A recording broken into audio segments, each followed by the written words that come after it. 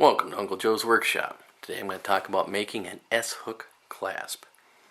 Looks like this. This is an S-hook. Works like this. This slides off and slides back on. It's a spring essentially. A few simple steps to make it and you've got a clasp that you can connect to any chain. You can do them in silver, copper, brass, nickel, silver, whatever you have. First thing I'm going to do is I'm going to start with some 14 gauge wire. I have 14 gauge wire. I want to cut myself approximately 2.5 to 3 inches long piece of wire. You decide how long you want it to be. Maybe do a couple of these, decide which one you like. Once I've cut the wire, my first step is to straighten out that wire. To straighten out the wire, you'll need a leather mount, okay, or a rawhide mount. A wood block is really good for that. In this case, I happen to have a rubber block that I use.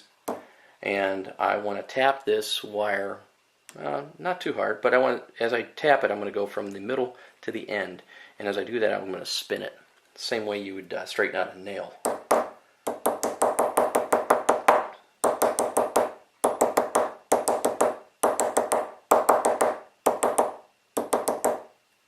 Okay, one side done, I'll spin it around and do the other side.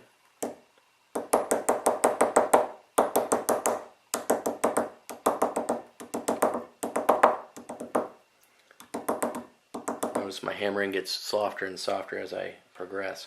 Now, that's pretty straight, and now it's ready to be made into an S-hook. Okay, before you make an S-hook though, these ends are way too sharp to wear. So you're going to need to go to the belt sander. You're going to want to round them out on a belt sander. After you've rounded them out on the belt sander, then you can polish them with a buffing machine. Just a bobbin compound is all you'll need.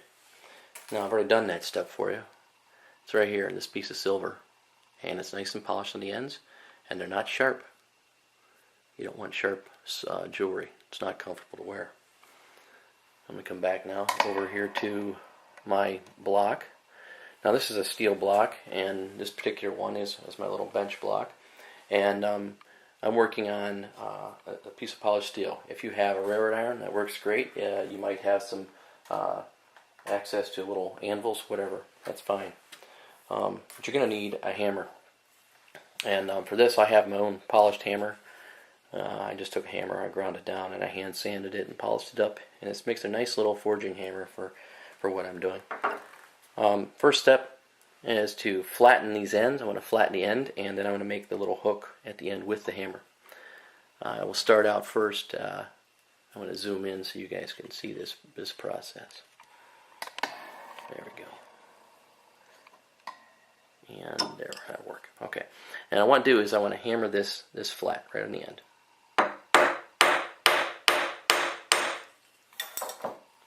And now once I've hit it flat like that, I'm going to come out over the edge and I'm going to tap it down over the edge, same thing.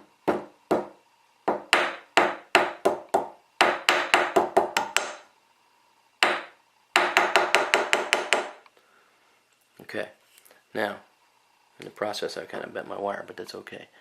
I've got this end coming up nicely. I'm going to take that and I'm going to do the same thing the other way. Keep this end up and then come over here. I'm going to hammer it one more time. Do the same thing.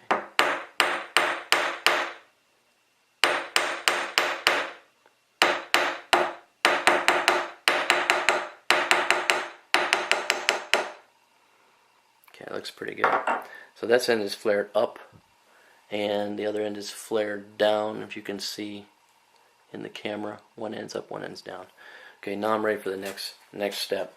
I'll back the camera up just a little bit for this step. Okay, I'm going to need my needle nose pliers. Okay, this is not a great pair, but they're going to work for today. And I want to hold this roughly about the center. And then I'm going to be bringing this end around to the middle. And I open my pliers up to about the width that I want. Okay, center that in the camera so you can see it. And I bend this right around like that.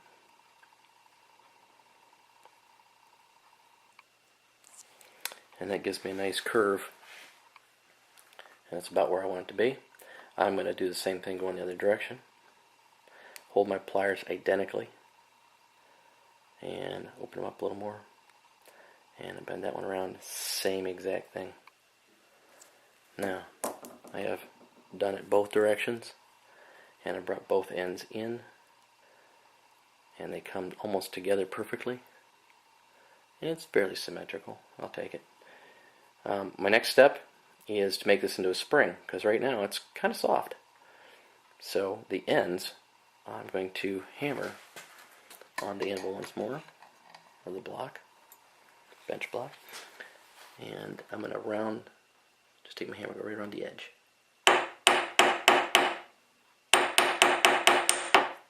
Turn it over, do the other side.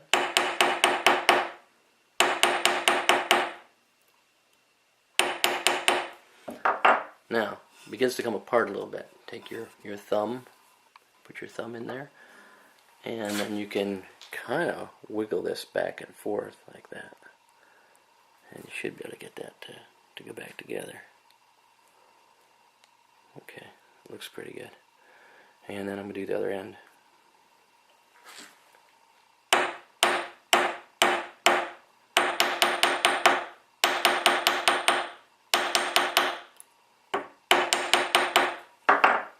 And again, I can force this back together, wiggle it side to side, and then that seems to look pretty good.